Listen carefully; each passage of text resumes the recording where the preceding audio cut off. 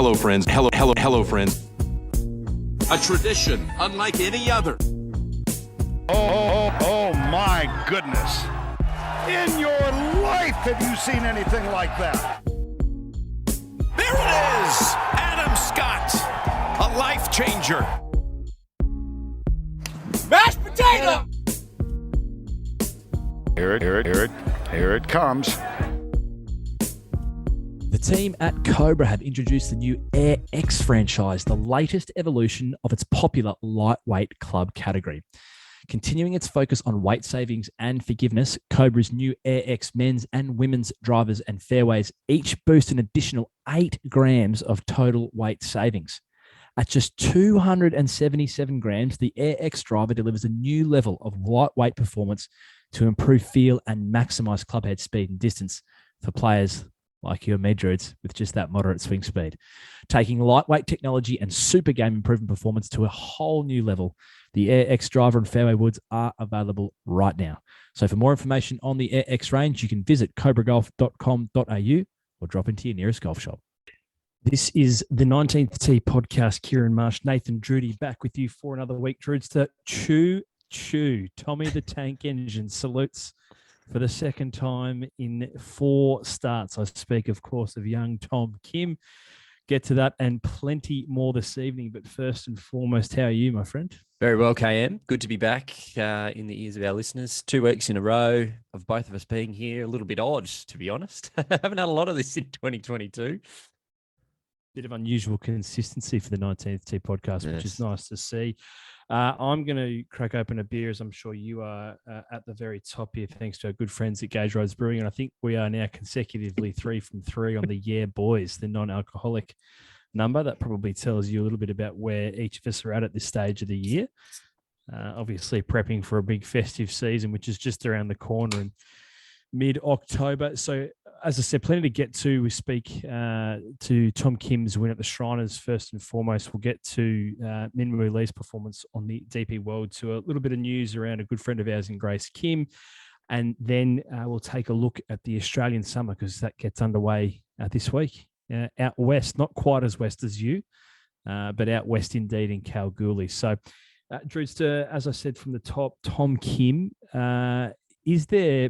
Question without notice to start off with, as I am wont to do at times, is there a more exciting player in international golf right now?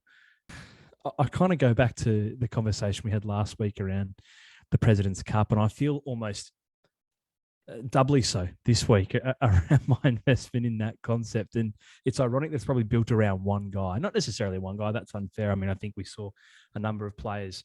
Sung Ji played well this week. Mito Pereira played well this week. There's been a bump from that tournament, but none more so than Tom Kim's. And we saw it, to be fair, back in 2019. Abe Answer, to a lesser extent, certainly Cam Smith off the back of that tournament went on a bit of a run. But it's been an incredibly meteoric rise for Tom Kim. As I said, he wins the Wyndham. He now wins the Shriners. 2 wins in 4 starts. Only the second player since Tiger Woods to have 2 wins on the PGA Tour before the age of 21. He joins elite company. And stats can always tell a story, whatever story really that you want them to. We're well versed in that. But without wanting to put too much pressure or expectation, it's been, I think, one of the more enticing beginnings to a PGA Tour career, because you've got a guy who is an elite iron player, or at least shapes as one. It's a small sample size for the time being. He's also got a personality, which is different, right? Like, maybe you look at the guys who've similarly, albeit not everyone's the same, but in the same sort of conversation, emerged in the past maybe 3 or 4 years. Morikawa is going to be a generational talent. He's pretty dry. Scheffler, pretty dry. Zalatoris, pretty dry. They're all kind of cookie cutter, all the same. You've got this guy who is an absolute enigma and is playing some incredible golf. And for all those reasons and more, I was absolutely hooked to those last probably 4 or 5 holes this morning, particularly coming down 18 when Paddy Camlin made his mistake. Yeah, well, big mistake. I'm sure we'll touch on Patrick very quickly, but in the top 5 of strokes gained approach. So fifth strokes gained approach, third overall strokes gained tee to green, and third strokes gained putting. So across the entire event, and today those numbers I think were pretty heavily inflated. So there's no doubt that he played well. I mean, I'm finding it, I think, not to go off on too big a tangent, I'm finding it probably a little bit hard to understand exactly, and I've touched on this when we were talking about Live Golf a couple of weeks ago when Cam Smith won, like exactly what these wins mean, right? Like your stat before there about 2 wins under the age of 21, is that what you said, or whatever it was? Yep. with Tiger. Obviously very different eras and this field compared to what it would normally have. Like I'm probably struggling to comprehend exactly where it sits, and hopefully someone will do the legwork for me and work it all out with some numbers. But yeah, well, it's tricky to work out.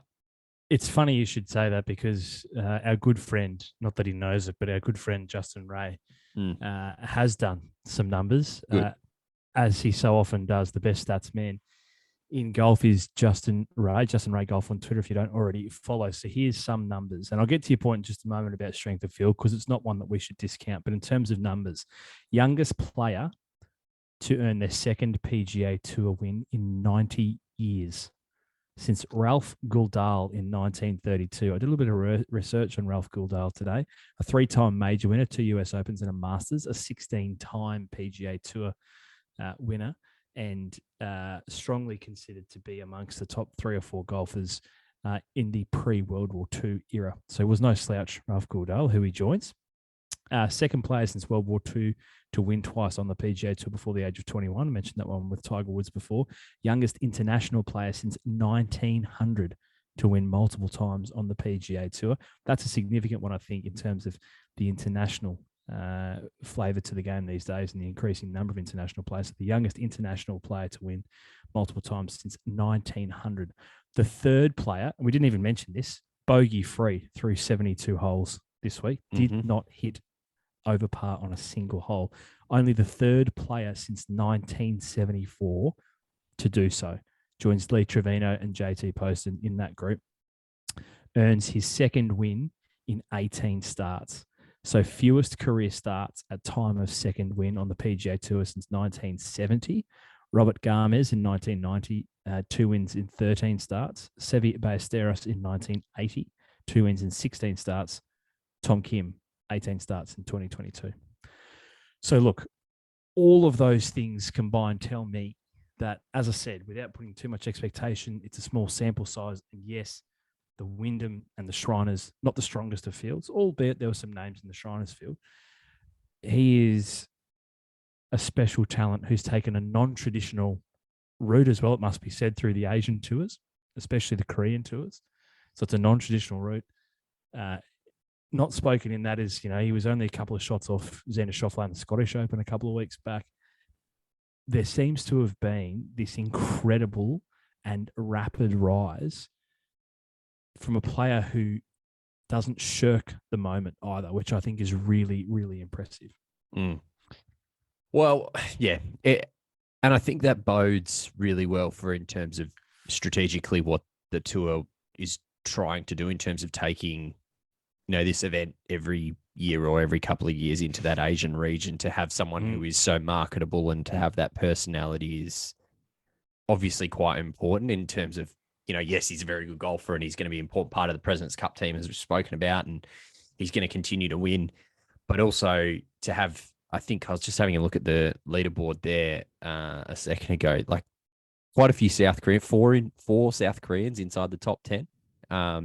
So like this, we've always, for the past probably couple of years, or really ever since we started this show, we've spoken about the female contingent from South Korea. Now the male contingent has really picked up in the last couple of months. So yeah, it's an exciting time, I think, particularly for South Korean golf, but broadly Asian golf as well. And there's no doubt that Tommy Kim's going to be certainly at the forefront of that, alongside guys like Siwoo Kim and Sung Jae Im as well, and Benny Hahn and these guys. KH Lee, SH Kim. Lee, yep. And it was really nice to see. There was a group of his compatriots waiting for him next to the 18th green. I think it was SH Kim, Sung Jae-im, and KH Lee were all waiting there for him. To your point, an incredible emergence of male South Korean golf in the context of all that we've spoken about with female South Korean golf. You know, there's no stronger players than those 3 or 4 South Korean women's players on the LPGA Tour, and now all of a sudden, albeit off, you know, clearly a remarkable experience that they had to get at the President's Cup. There's a couple there, and there was a couple on the outside who were right on the verge. So, yeah, really exciting.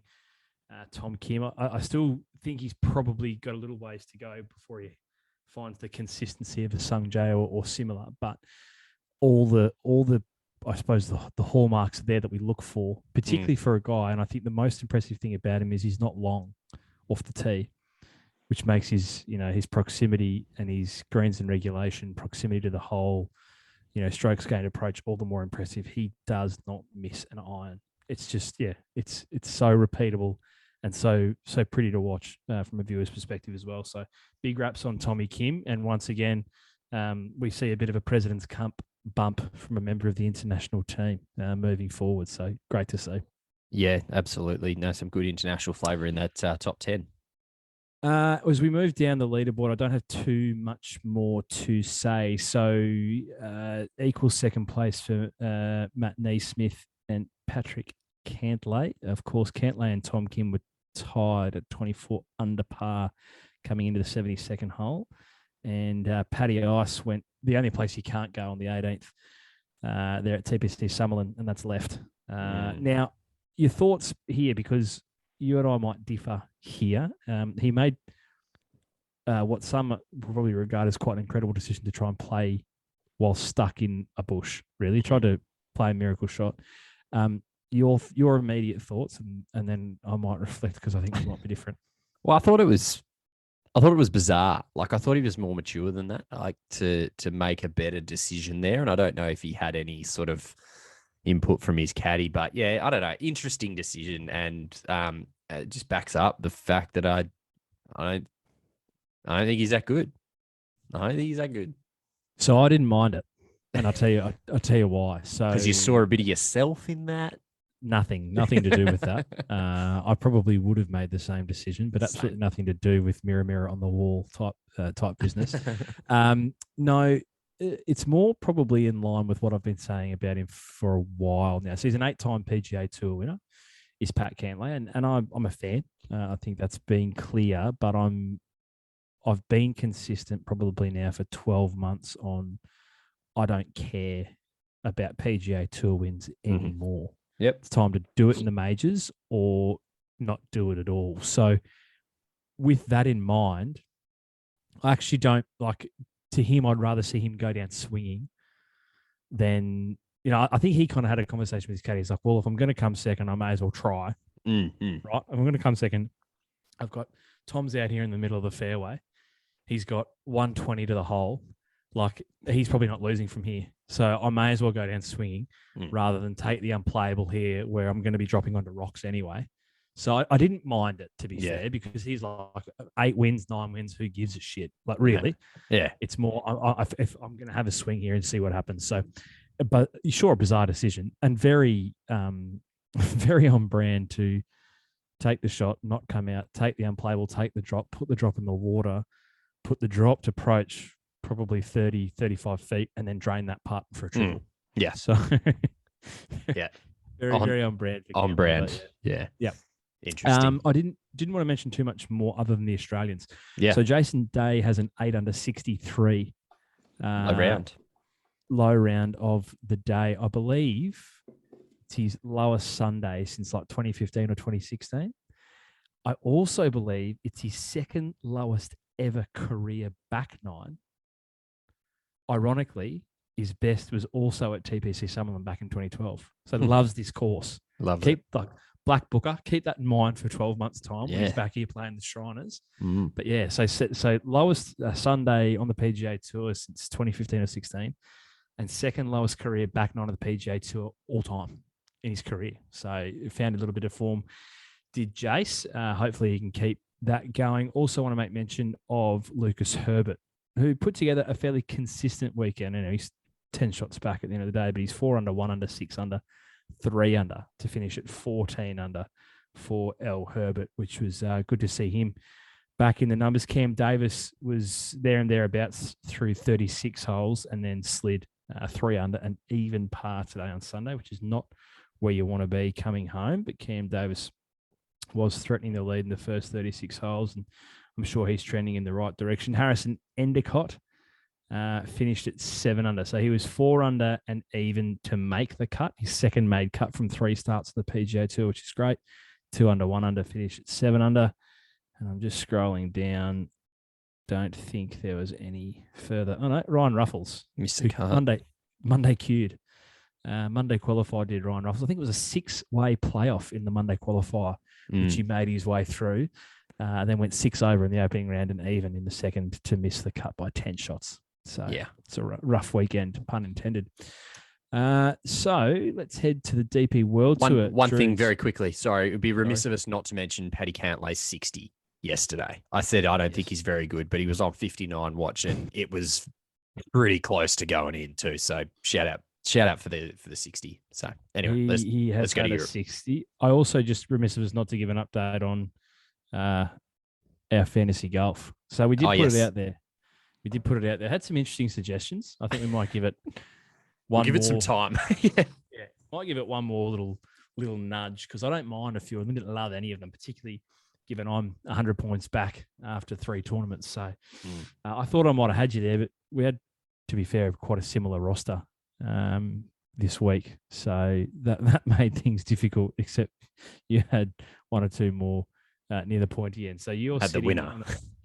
You also had the winner, yes. That also helps. You're sitting on 1,030 points through 3 tournaments. I'm 100 points back on 930 points. So just a reminder for those who missed it last week, it's just a head-to-head, very inclusive of us, obviously.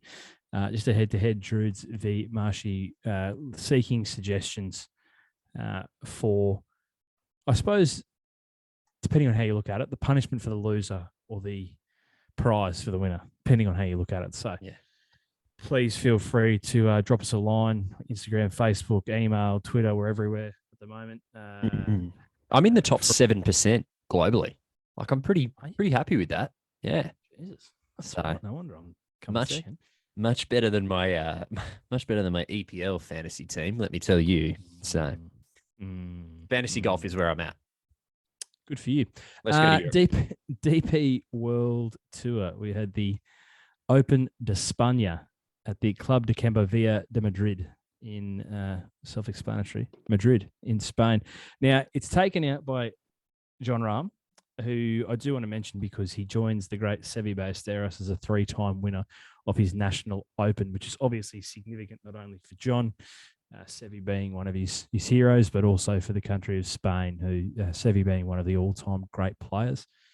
And to have another countryman equal that record of a 3-time win of the National Open is significant. Also great to see one of the best players in the world and one of our favourites back in a little bit of form, particularly in front of a home crowd. So he was outstanding in the 4th round, a 62 on Sunday after 64, 68 and 65 to hold the 54-hole lead. He goes out and hits, I believe, the low round of the day, 62, to absolutely blitz it and walk away, a winner by 6 strokes. Significant from an Australian perspective because Minwoo Lee, the Perth boy and big Fremantle fan, I'm sure he'd be thrilled with the news today of Luke Jackson's impending arrival in the West. RIP to my hopes and dreams at Melbourne Demons. But anyway, we get sidetracked. Minwoo, I'll tell you what, as an Australian golf fan, there are a few players from a local perspective I like to watch more when they're in form than Minwoo.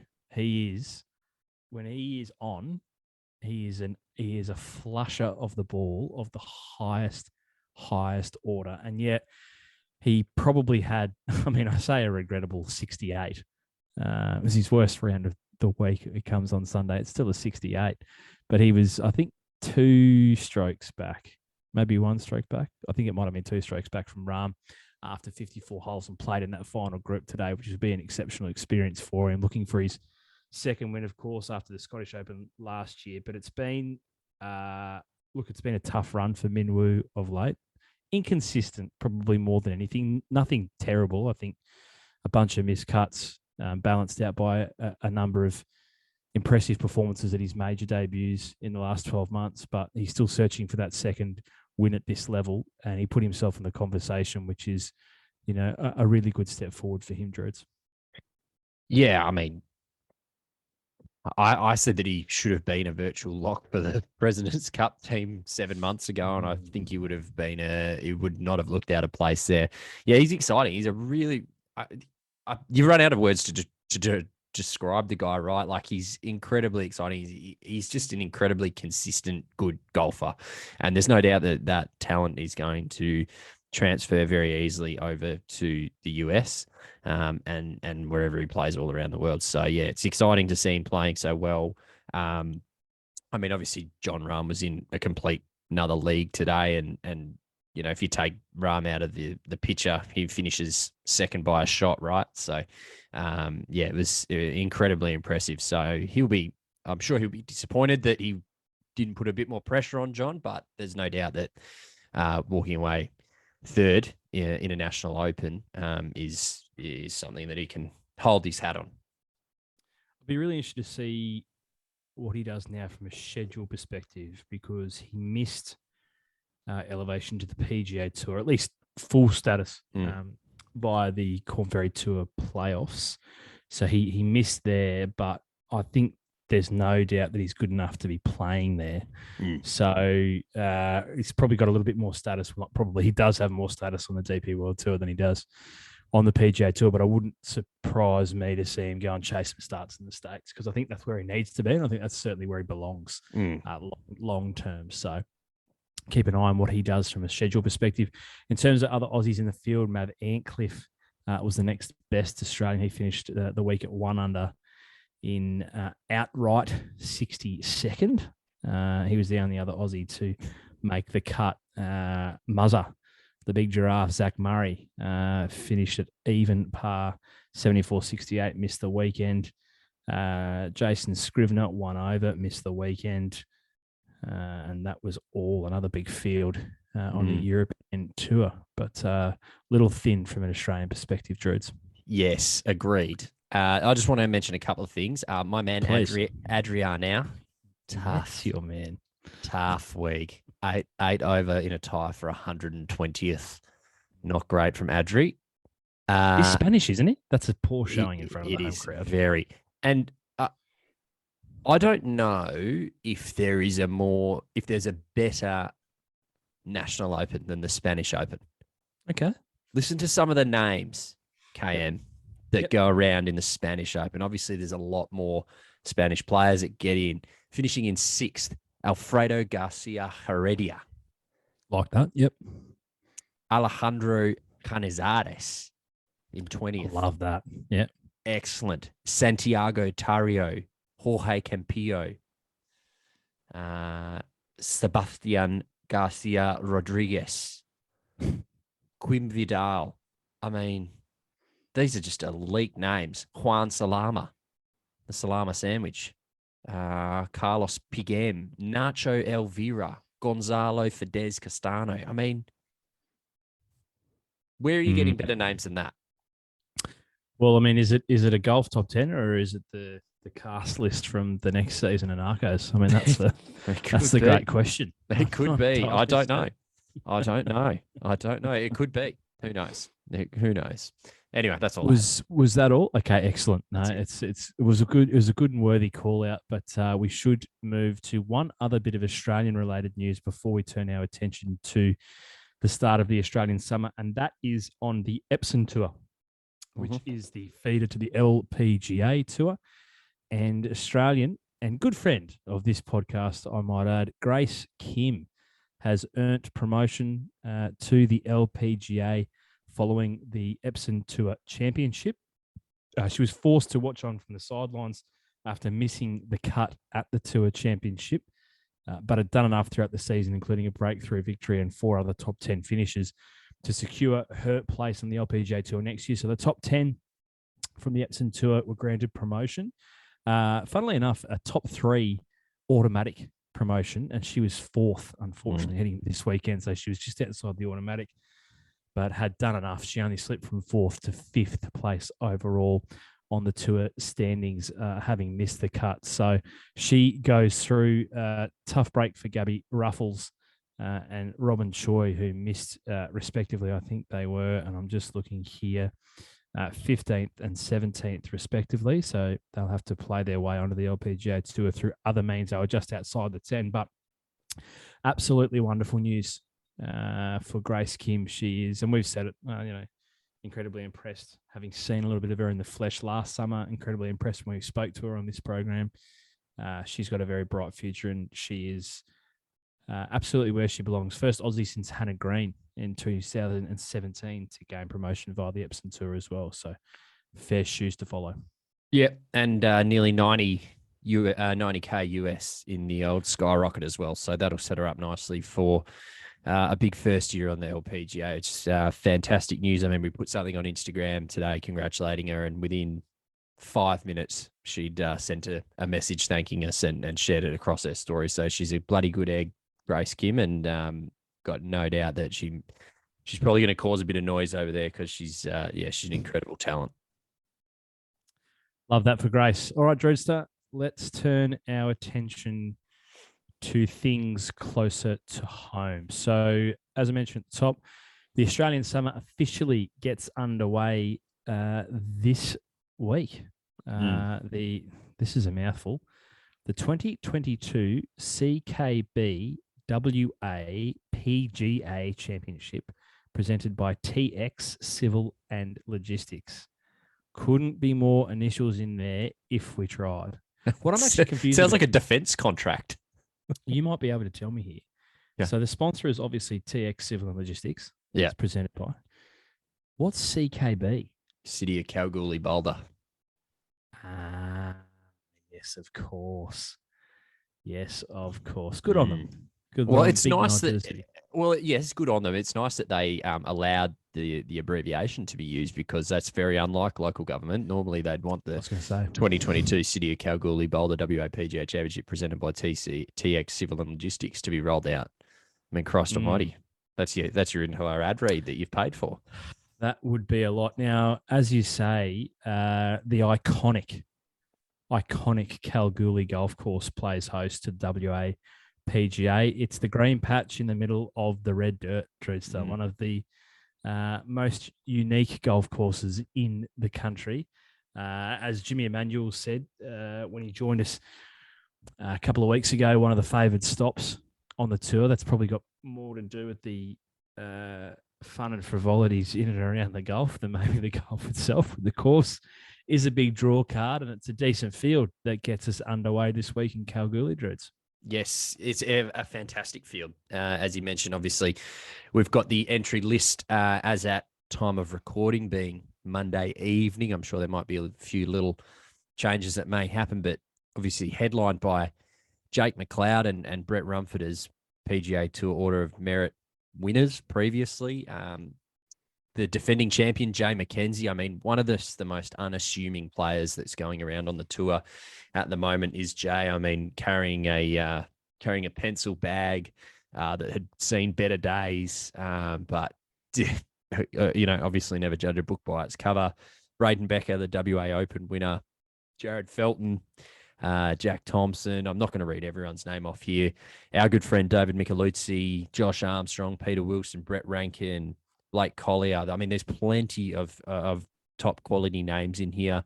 Some elite amateurs in Josh Greer, Connor McKennie, Adam Brady, and a young fella named Joseph Buttress, who actually played in David Micheluzzi's group here at the WA Open when I was caddying for him. And yeah, he didn't have the best of weeks. Best of 2 days did Joseph. He missed the cut, but he's no doubt I think he's only 15 or 16. James Marcassani, Laurie Flynn, Hayden Barron, Aaron Wilkin, Tim Hart. Obviously, there's plenty of guys here that have been on the tour for a few years or really just kickstarting things. So it's a great field out there in Kalgoorlie. It's going to be incredibly competitive as it always is. I haven't seen anything on the broadcast, KM. So Nor have I. I can't give any sort of update on where that is at. So hopefully it's on KO. We don't know. We haven't seen any information. So hopefully it is, because it was excellent that it was being able to be broadcast last year. So if there's not, we'll do our best to try and relay some information from Kalgoorlie, but you can download the app and that'll have everything there for you. Look, take it as read. If it is broadcast, we'll share the shows and out of those details. Absolutely. So stay tuned because we'll be glued to the television. I had a little laugh there when you were going through names in category 12, 31 to 50 PGA Tour Order of Merit. And you said players who've been on the tour for a fair while. If I had to pick somewhere where we'd be speaking from the heart purely from this podcast perspective, it would be category 12, 31 to 50 PGA Tour Order of Merit, because there's some friends there. Yes. Marcus, Money, Flynn, Barron, Wilkin, Hart. Just that's the 19th tee podcast right there. Cat 12. I love. There's a lot. There also there's a lot in Cat 6 as well. Mcleod, Armstrong, Wilson, Rankin, Collier. Yes, absolutely. So, look, it's a great field. Jared Felton, probably another name there that we didn't mention, WA boy, and someone who I think is going to pop up a lot this summer. Okay. Jeffrey Guan. So I may not be as excited to see anyone else as I am about Jeffrey Guan this summer, and I'm thrilled to see a lot of our good mates go around again. But this will be the first, I think, well, no, not I think, I know. This is the first legitimate summer Jeffrey Guan has played in professional tournaments here at home. And there's a huge amount of raps on this kid. He's gone overseas. He's played with and against some of the best amateurs around the world, beaten many of them.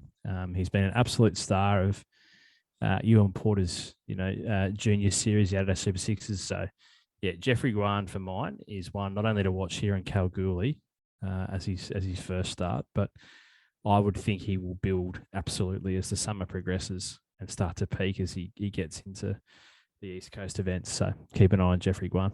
He was 11 under and leading the WA Open at 36 holes. I remember walking around the corner, coming down number 8, or I think it might have been our back 9 anyway, and I caught a glimpse of the scoreboard, and you're kind of looking at where I think Dave was playing quite well at that point. He might have been a few under, and then I remember coming around the scoreboard and seeing Jay Guan at the top of the board there, and nearly dropped the bag.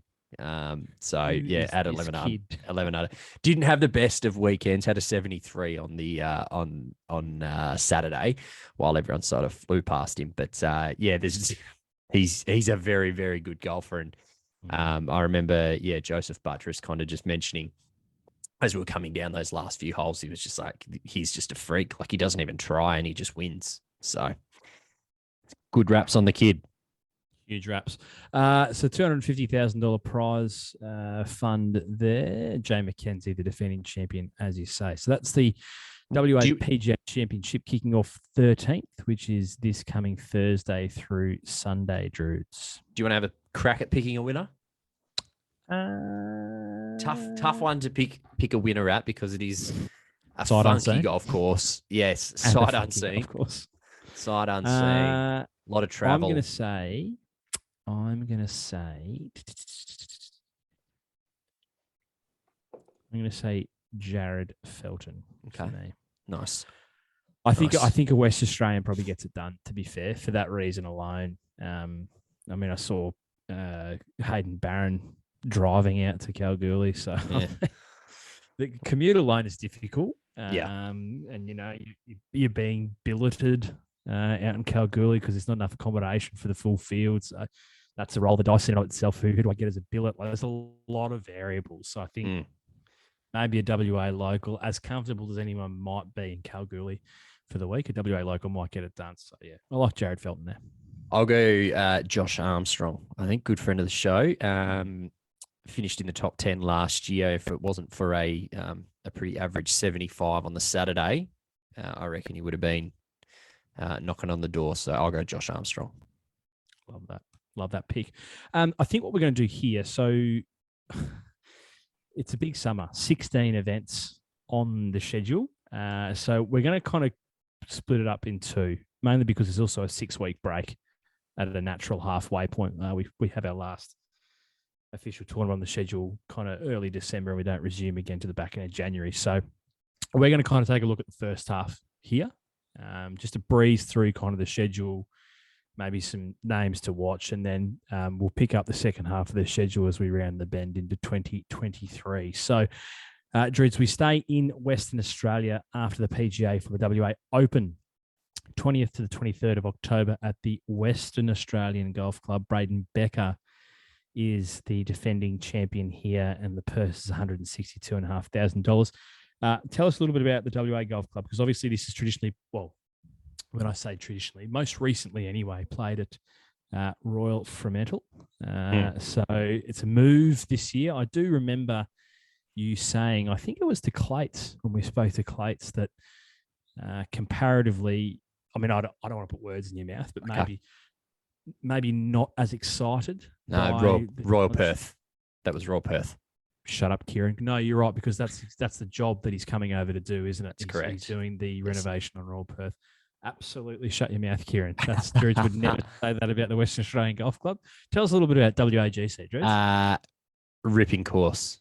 Very, very good course. So obviously on a rota over here. So the past 2 years being at Royal Freo, as you mentioned, WA Golf Club being the other, Royal Perth, and Mount Lawley being the fourth as well. So WA Golf Club's turn this year.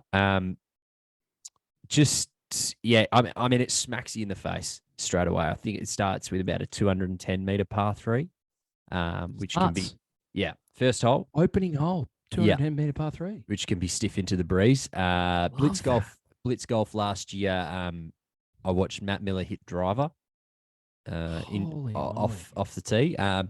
So, yeah, tricky course. You would think being in a city, given that it's in Yokine, only about 10 Ks from the city, that it'd be quite flat, but it's actually completely the opposite. So they have done a fair bit of work to it. Idris, the superintendent there, and Damien, the general manager, have done an incredible job. I mean, I have no doubt that Damien is one of the best general managers going around in Western Australia, and I dare say Australian golf. And it wouldn't at all surprise me to see him get snapped up by perhaps some of our bigger courses over east, or even internationally. What he's done with WA Golf Club, there's now a waiting list for their membership. They've certainly been rising. Standout holes. I think off the top of my head, it is number 12. That's a drivable downhill par 4. That will either trick a lot of players into making some mistakes, and then I believe, I'm just trying to do my maths correctly here, I think it's 16 that is a par 3 that is entirely, the entire green is surrounded by bunkers. So that'll be a lot of fun. So if you're in Perth Thursday through Sunday in 2 weeks' time, come out and check it out, because it'll be great. I've seen they've got some corporate packages that you can get involved with. They've got a beautiful deck there on their at their clubhouse, overlooks the city, and you'll be able to get tucked into a couple of sherbets and a bit of food. So I'm going to lock in right now. I know we'll do our picks next week, but I'm going to lock in the homeboy there in Hayden Barron. Won Blitz Golf there, knows that place inside and out, worked on the green staff, lock him in. I mean, like, a little bit of pressure, I would suggest, on him coming in. I mean, he's played in a WA Open there before and done quite well. And so I'm sure we'll get stuck into that next week. But maybe we'll try to get Haydos on the show to give us a bit of a preview. Love that. Would absolutely love that. He was my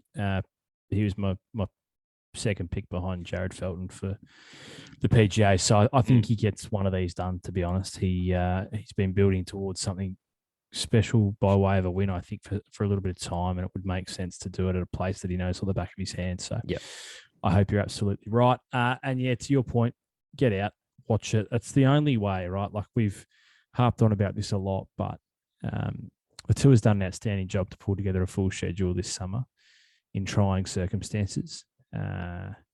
This is not to put a huge amount of pressure on it, but we've said it before. It's an important summer. You know, this is the first full summer back, and this is a summer to show golf's value and show golf's worth to broader commercial partners outside state governments. So one way to do that is to watch it if you're not in Western Australia, like I will be. But if you're there, you absolutely have to go, because the opportunity to walk around a quality golf course and, you know, get as close to the players as you can on the Tour of Australasia doesn't come around very often. So yeah, urge you to get out there. That's the WA Open, Drewster. We head back east after which for the 2022 Victorian PGA Championship, 10th to the 13th of November, across two courses, the Open course and the Legends course at Moona Links. Blake Windrid is the defending champion here, a prize purse of $250,000. Now, I think this is one to keep an eye on for a variety of reasons.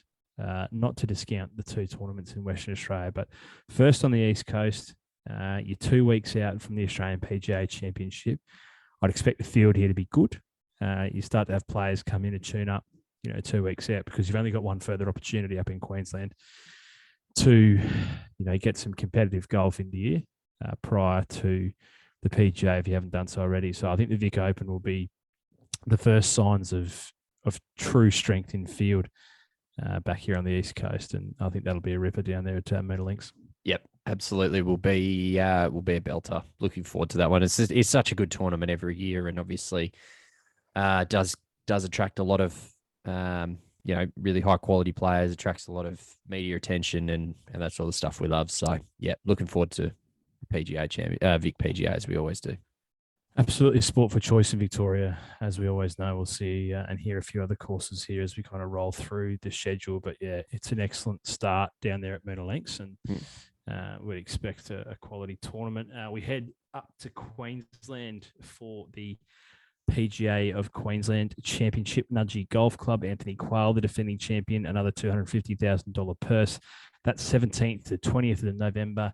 It will lead in to the Australian PGA as opposed to last year. It was the week immediately after. Really interested to see the course 12 months on. So if you recall, Druids, Nudgee had undergone a huge renovation. A great amount of work had gone into, I suppose, lifting that course back to its former glories. A lot of hard work by the green staff, and they were granted the tournament kind of right on readiness. And there was probably a little bit of debate as to whether or not it could have waited an extra 12 months. Opinion was fairly divided, particularly amongst the playing cohort. Unsurprisingly, those that did well didn't mind it. Those that didn't thought it was potentially 12 months ahead of time. So I'm really curious to see the course 12 months on, because I think all the right decisions were made by way of the renovation, and it looks fantastic. And I think, has a proud history of hosting tournament golf. So hopefully it's a near unanimous opinion this time around, and there's no conjecture about the quality of the course for this level of tournament. Yeah, agreed. And look, I think as well, they potentially could be a really strong field for this, given that it does lead into the Aussie PGA. I'm not saying that Cam Smith's going to play in the Queensland PGA, but there is a chance that some of those bigger names that are coming back may come back earlier and tee it up here, which would be a massive win for the tour. It'd be a massive win for the Queensland PGA as a tournament. So that's on the cards. Whether that happens, look, we don't know. We'll keep our ear to the ground to see if we hear anything. But yeah, that'll be another great tournament. Looking forward to seeing Nudgee. As you said, KM, obviously last year we were a little bit skeptical about it, and as many were. So I'm sure you'll be out on the ground at some point out there, and you can report back to us firsthand information. Yeah, it's interesting, Druids, isn't it? I'm just looking at the PGA Tour schedule to see what does clash around. It's got the Houston Open 10th to 14th, which is the weekend prior. So it will be interesting. So, I mean, it'll be curious to see. Smithy probably comes home a little bit earlier anyway. That's the freedom granted to him by Live Golf. Leash is in the same bucket. Someone like a Ryan Fox, though, coming home from the European Tour, and particularly a Scotty. Does Scotty if he's coming back early, does he just go and play a couple of extra practice rounds out at Royal Queensland, or does he get into a bit of competitive golf at a Queensland PGA where he's, obviously had so much success on his way up? Does he go back out there and play? So, yeah, I think you're spot on. It'll be fascinating to see what happens in that space by way of, some names that'll turn up there at Nudgee. Of course, the next week then is, I'm hesitant to say the jewel in the crown because we didn't have an Australian Open last year. We haven't had an Australian Open for a few years. So I'm not going to say right now it's the most important tournament. It's certainly the biggest purse, $2 million. I speak, of course, of the Fortnite Australian PGA Championship. It delivered Jed Morgan the Order of Merit victory last year, essentially because no one could catch him.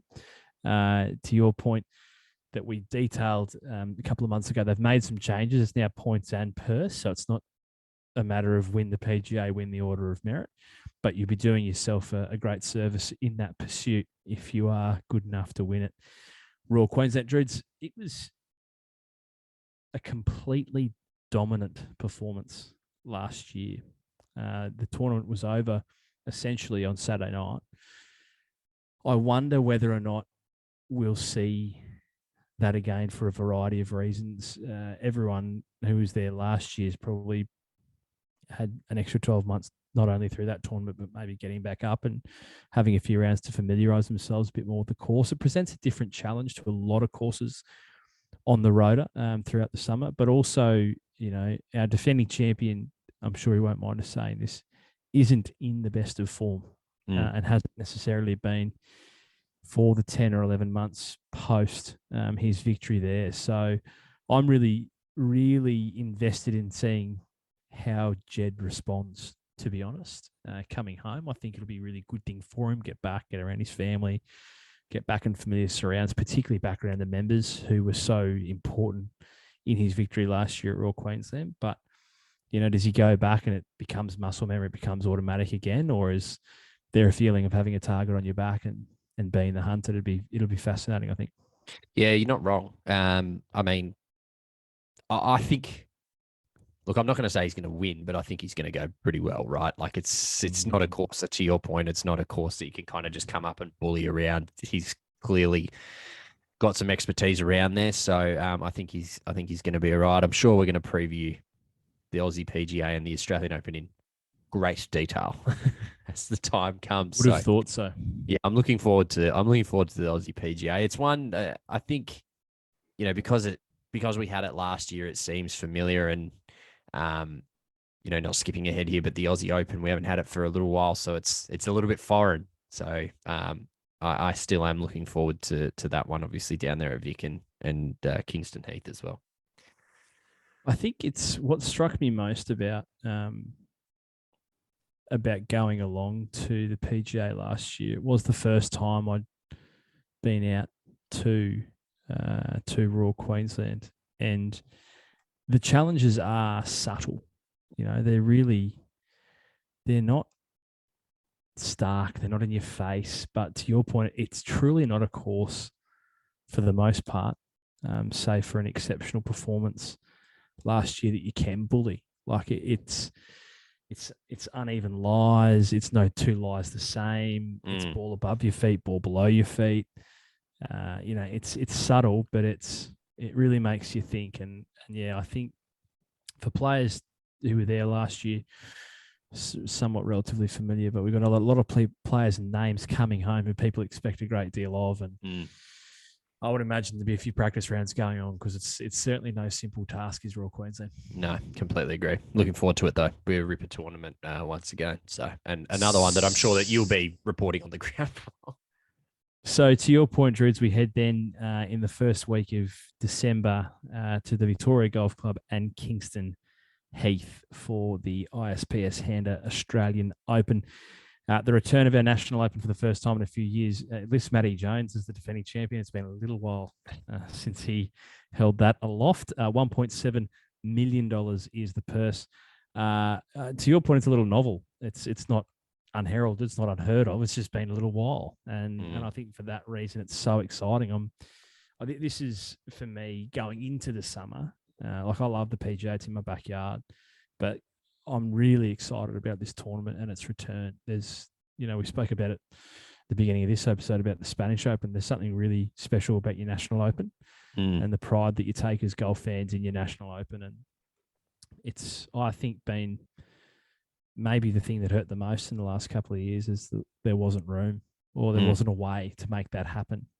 You probably felt like others could sacrifice, but we do everything at all costs to maintain that Aussie Open, and it wasn't to be. So great to see it back, and I'm sure it'll be warmly embraced, and not least of which we've seen already by the number of people committed to coming home to play in it.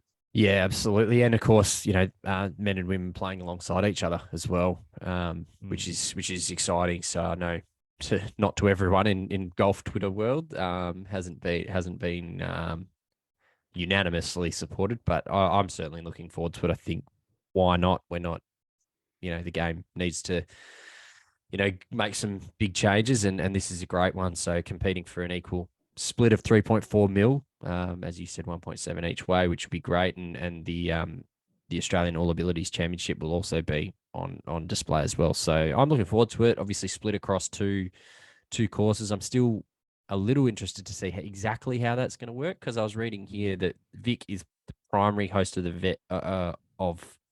the competition across all 4 days, and Kingston Heath is hosting play on the first 2 days. So I'm a little confused. I don't know if you can fill me in, but on exactly how that's going to work. So, okay, we'll need to do a bit of look into that, because I would have thought it's fairly simple, right? Wouldn't you just play one on day one and play the other that you didn't play on day two? And that would be the simplest and fairest way to decide who's making the cut, and then maybe play rounds 3 and 4 at the primary host. And that's exactly probably how it's happening.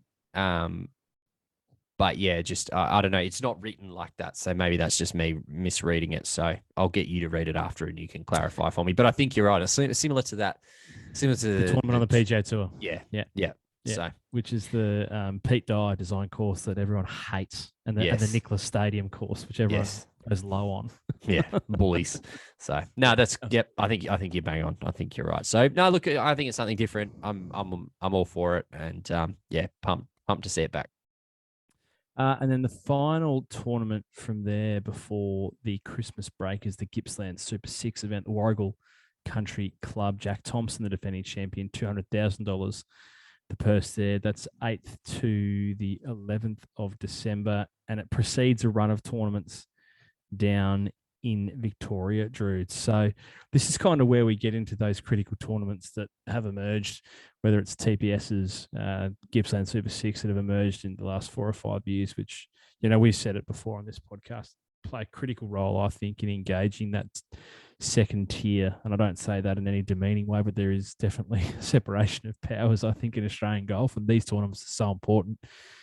In many respects, the bedrock upon which a full summer schedule is built. So great to see the Gippsland Super Sixes return, and great to see it head to Warragul, which I'm sure will be warmly embraced out there. I'm not 100% sold on it. I'm not going to lie. I just don't get the format. Really? I just don't. Look, it's different. Yeah.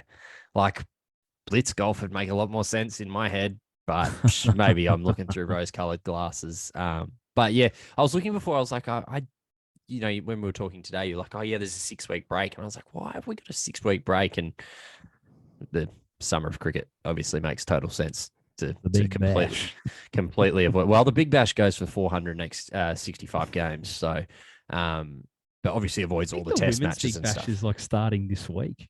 Oh, is it? I think so. I'm pretty sure I saw the Brisbane Heat, something on Instagram, like 6 days to go or something. I was like, Christ. God, I mean, it's a bit like footy, isn't it? When it first comes back, you're like, this is great. You come home and you watch, I don't know, whatever team's playing, you're like, this is great. And then after about 4 weeks, you're like, I've just watched the Hurricanes play 6 games in a row. Like, what's going on here? When are we wrapping this up? So, but look, scorches are pretty good, so I don't mind watching. I was going to say, you'd be getting out of the furnace, surely, mate. What's going on? I wouldn't have thought so. Grow up. I wouldn't have thought so. Called Optus Stadium. Get around the sponsors. Mate. Get around the sponsors, please. Get Pay around good the money sponsors. for that. We love the sponsors. So that's everything through until mid-December. Then we take a break and we return back end of January with a run of tournaments in Victoria, a couple of TPSs, the Vic Open, which is one of the best tournaments on the calendar, and then a little trip through New Zealand as well, which we will preview at the turn of the new year. So, Drew, there are probably two questions here. Who are the players who you think people should keep an eye on through this first half? And if you were to hazard a guess, and this is incredibly difficult given we've only got an entry list for the first tournament, and we have no idea of people's schedules on the run home, who would you guess would be at the pointy end of the order of merit through the first half, bearing in mind the two richest tournaments are in the first half. Yes. So whoever wins them are going to be in the pointy end at the very end as well. Look, I'll just give you my overall winner. I think the overall winner is going to be Jared Felton this year. I think he's just so I'll take your winner from, you said him out in Cal, didn't you? I said him out in Cal. Yeah, yes. So I'll take him to win the whole thing. I think he's just been in exceptional form. I think he's very level-headed, and there's no doubt his talent is exceptional. Won on the tour last year. I'm sure he'll love nothing more than to kickstart the year with a win out in Kalgoorlie, and then back here at the WA Golf Club as well. So I'll give you him for the winner. As far as other names to look out for, Braden Becker, who won the WA Open last year, is a very good talent, and then in the Pro-Am circuit, just went absolutely mental and won just about everything over here. Aaron Pike, I reckon, will be up there again. He's not in the list for WAPGA. Don't know if he'll be on the over here at the WA Open, but I reckon he'll be there or thereabouts. I mean, it's really hard to split everyone. David Mcleod, Josh Armstrong, both very, very good talents. So, yeah, without giving you 90 players that I think could win it, I think there's going to be some really exciting names. I do think Hayden Barron's going to have a great year, as is Tim Hart. I've seen a lot of stuff of him working pretty hard on social media as well. So, yeah, there's some really exciting talent going around, and I'm looking forward to it. So there's probably a handful from my end and my winner. What are you thinking?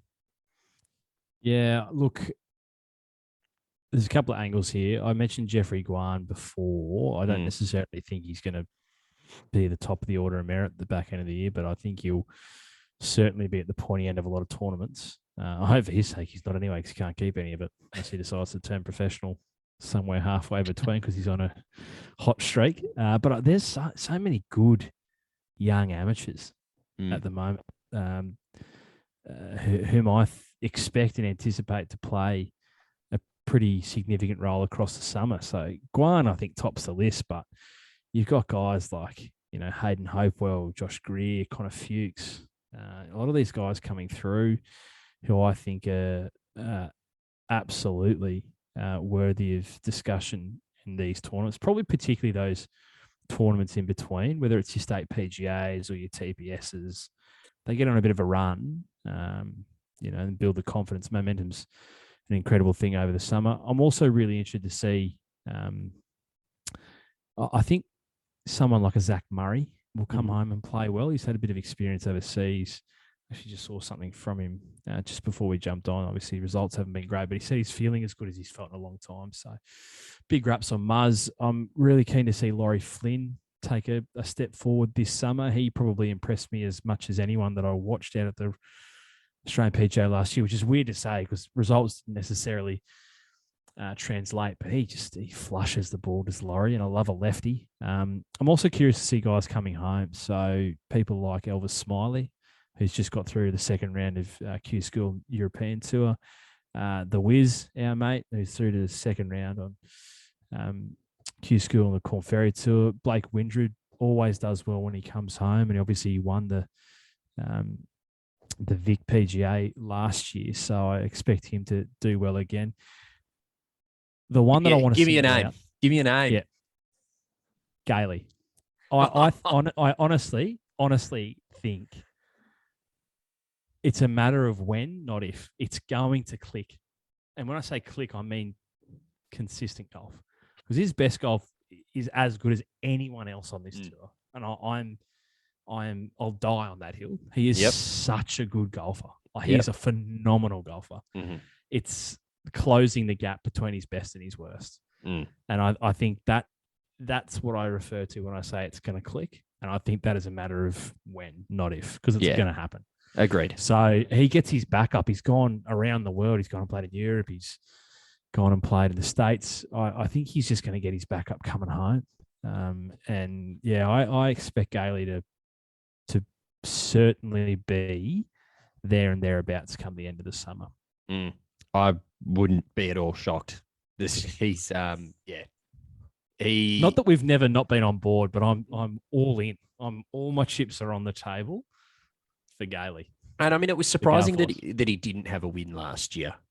It was very surprising, shocking, to be honest. And he works so incredibly hard. Probably hard. Well, I mean, look, we don't know how hard everyone works, but it's a tough thing to say. But he works on face value, and maybe it's just what he puts on social media. But he works harder than anyone else that goes around, right? And that is going to translate to the course soon. Incredibly popular member of the tour as well. So we'll be, I'm looking forward to watching him play this year. And I wouldn't at all be surprised if he was holding the trophy. So if you're on Gailey, I'm on Felton. We'll go from there. Also, I want him back on this podcast regardless, but I'd love it as a winner. I'd love it like the day after or 2 days after a win, because I reckon that might be a special version of Gailey that we've not yet seen. Obviously, we got the recount. Every stroke on the back hole, the winning was at Fiji. But Papua New Guinea, PNG. Papua New Guinea, that's right. Papua New Guinea. But I think a day or two after a win at home would be special Gailey. Wouldn't it? Appointment listening. And God, he'd share it on social media for us as well. The listens would go through the roof. I'd be dead keen for that. So the Gale Force. Help us help you, Gailey. Help us help you, Gailey. You're a great man. Okay, that'll probably do us for this week. So that's your first half. We've taken bite-sized piece out of the Australian summer. Obviously, we will take a look at things in a little bit more detail in the lead-up week to each of those events. But that's a little bit of a macro view of what's coming your way between now and the Christmas break. So awesome to have it back, Druids. We love talking golf all the time, no matter where it's played in the world. But primarily, we love it when it's played in our own backyard. So it's great to have it back from this weekend. Agreed. Yep. Shout out to the tour again. They've done a great job getting everything off the ground. Final thing for me, if golfing season is officially back, like golfing SCZN, it's back. It's here. So if you need shit, if you need kit, we've got it. Yep. I've got it sitting on the floor right here. I've got, there's very limited hats, but there's a few tees and stuff available. So you can jump online through link in bio, as the kids say, on the gram, and pick yourself up something and we'll get it shipped. So out to you. Free shipping. Hashtag. And as you say, obviously that's either your course or leisure wear. Also, if you're in the market for some new kit for the course, don't forget our great friends at Puma. If you need some new clubs, our great friends at Cobra. If you're after a rangefinder, the team at Sure Shot. If you're after a beer, the team at Gage Roads. Oakley for sunnies, everything. We've got you covered for sunnies. Head to toe. Literally head to toe. And from midnight to dawn. So it's good stuff. It's good stuff here at the 19th. So good shout out though, Druids. We do. All the orders trickling in. People love the hats. The hats, by far and away the most popular option. So they're probably due for a re-up very shortly. But not many left. In the shop, as they say. Yes. The shop. Get around it. All right, mate. Enjoy the week. Enjoy. Hopefully, we can watch the WPGA somewhere. If not, enjoy refreshing the app and the leaderboard often. And we'll be back in your ears next week.